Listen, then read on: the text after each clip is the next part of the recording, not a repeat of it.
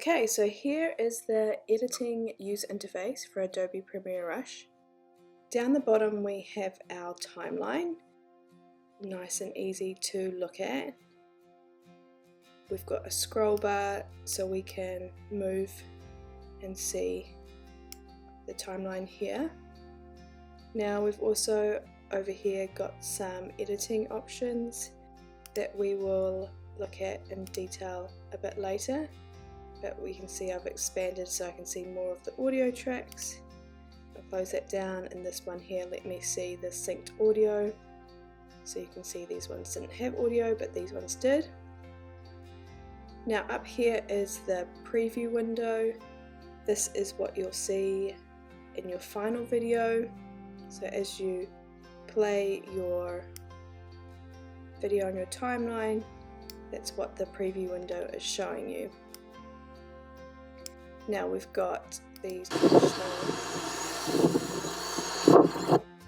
traditional play buttons, sorry about that loud synced audio there. Play buttons, fast forward, rewind, and then you just saw me earlier, you can also move through your video with this playhead, and then you can see the time that I'm here on the timeline is also represented by this blue dot, so as I move the playhead, you'll see the dot moving as well.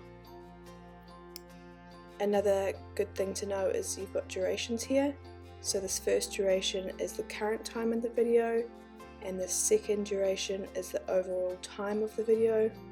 This one's a good one to pay attention to, because if your aim is to make a 60-second or a 15-second video for social media, then you will want to stick to that, so you don't want to over edit, have too many clips.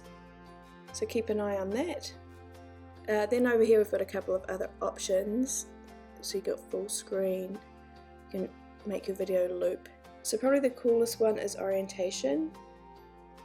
This is a feature that even my advanced editing system doesn't have. So it gives me the option to create a video in landscape, which it currently is, as you can see this little tick. But I can also create it as portrait or square, which means I can create a video that is portrait for a story or square for Instagram. And this is a really cool feature. So if I quickly just change it to portrait, you can see it's that vertical shape, and if I click here, you can see it's that Instagram looking shape. For this workshop I'm going to stick to landscape, but that's probably the number one reason to use Premiere Rush, is that you've got this cool option. With my advanced editing software, I need to make a video in landscape and then I make another copy of it, and then I have to resize it all down to a square shape. The fact that Rush gives you this option is amazing, so take advantage of it. One thing to keep in mind is you want to decide on your orientation at the very start of your editing, because you will be fitting your shots to the shape that you're editing with. So when you have square, for instance, it means you're going to lose a bit of the edge of the clip. So when you're deciding on what clips to use, you might have to not choose a particular clip because you maybe are going to lose quite a key part of the action. I'm going to stick to landscape, as I said. And the reason for that is that has been traditionally, up until very recently, the main way that videos appear.